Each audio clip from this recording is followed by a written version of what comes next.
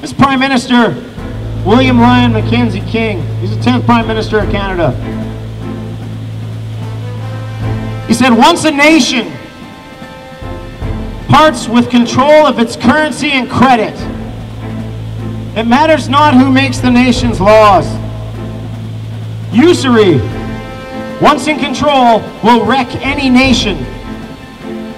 Until the control of the issue of currency and credit is restored to government and recognized as its most sacred responsibility, then all talk of the sovereignty of Parliament and of democracy is idle and futile. In English, he's saying, if you let a private bank print your money, you're not a country. There is no democracy. Those with the printers are the deciders. Jamie on the open line, hi.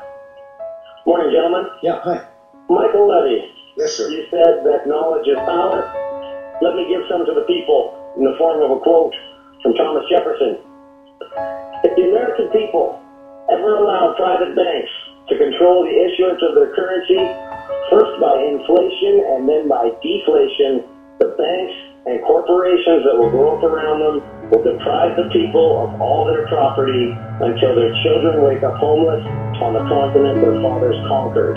The issuing power should be removed from the banks and restored to the people to whom it properly belongs. I sincerely believe that banking institutions are more dangerous to our liberties than standing armies. I'm not telling you anything that you don't know, of course, just things that you cannot admit. Everybody says follow the money. Nobody follows it backwards to the printers. The fact remains is that the U.S. Federal Reserve is a consortium of private banks. The chairman of the U.S. Federal Reserve is appointed by the president, but the U.S. Fed is private. Instead of facing the music and saying, well, we mismanaged this economy, so we have to raise your taxes and suffer the consequence of that, they just go to the bank and get more, which creates more debt that we can't get out of. We pay $1 billion a week in Canada to private banks on money that should never have been issued by banks. It should have been printed and issued by the country. This system we have here is relatively new. It's 100 years. The private Federal Reserve Bank in 1913 came about, and it's just a pyramid scheme. They even put a pyramid right on the dollar. They just rub it right in your face. You have a Federal Reserve Bank that issues the nation's money supply. It prints it privately. This is a private-owned bank masquerading as a federal agency. So the government of the United States, instead of printing its own money, instead of saying, well, we need money for our people and our government to function, so we turn on the printers and let them use it, and we want to collect it, we do so through taxes. That's not how it works. Instead, they go to the Federal Reserve Bank and say, hey, we need some money. So the Federal Reserve turns the printers on, gives them $10 trillion, and says, just pay us back. You owe us like $10 trillion. Okay, we'll pay you later. It costs them nothing to print this money off. So the government, let me explain this to you. Everybody stop and listen to this, because if you can grasp this, you're going to just say, hold on a second. The bank bailout at the beginning of the Obama administration, and it wasn't Obama's fault. He works for the banks, but this isn't his idea. George Bush they all work for the same cartels. They had to bail out the banks. $700 billion. So instead of the government, even if they had the money, giving it to the banks, which they shouldn't have done for $700 billion, they don't need to give this money to the banks. They went to the banks and they borrowed the $700 billion to give to the banks. But the banks are the printers. So they just printed the money off and then put it in their pocket. Divvied it up amongst themselves, because that's who the bailout was for. So the government said, yeah, $700 billion. They just print the money off and keep it. But that's not the end of it. Now the people, the taxpayers, have to pay that loan back. $700 billion plus interest.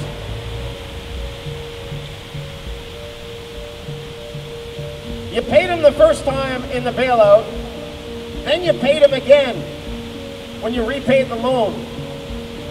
$700 billion, then another $700 billion plus interest. You got nothing for that. And one from the United States, and it applies to us here, because we are on the verge of a collapse of our civilization. I'm not coming to you as a guy who can't survive in this system. I'm telling you that nobody is going to survive in this system because the system is on the verge of collapse. This is Robert Hemphill from the Atlanta Federal Reserve Bank. The Federal Reserve is a private bank that prints the United States money. We are completely dependent on the commercial banks. Think about this. Someone has to borrow every dollar we have in circulation, cash or credit. If the banks create ample synthetic money, we are prosperous. If not, we starve. We are absolutely without a permanent money system. It is the most important subject intelligent persons can investigate and reflect upon. It is so important that our present civilization may collapse unless it becomes widely understood and the defects remedied very soon.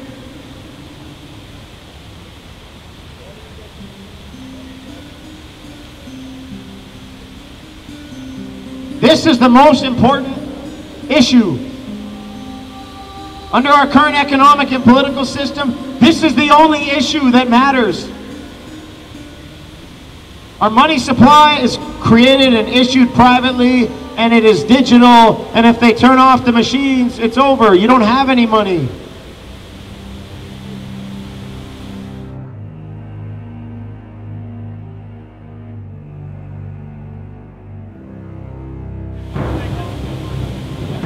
I'd like to invite somebody that has maybe $6,000 in a TD Bank account to try and go get it out right now. They will not give you the money. Your own money. They don't have it. You have to give them 3 days notice to get your own money out in any large quantity. And it's actually illegal for me to say, so I won't say it, but it's illegal for me to say, go get your money out of the bank. Wish I could tell you that, but I can't. They're creating money out of thin air, money that they don't have. You go into a bank, if we all went into the bank, they don't have our money.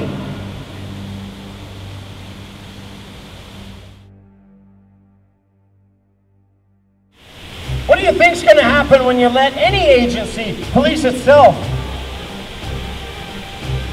You have a financial oversight committee set up by banks. Even the Bank of Canada, they've got like 5 committees within themselves. You know, they have the executive committee, they have the I have a list. The Bank of Canada has an executive committee, a human resources committee, a pension committee, a finance committee, and a corporate governance committee. And on all these committees, the folks who are on these committees, whose job it is to oversee the actions of the Bank of Canada, is the board of directors of the Bank of Canada. So you got a bunch of board of directors, 12 board of directors, or however many, and then they're on different committees to make sure that they're not doing anything wrong. Come on!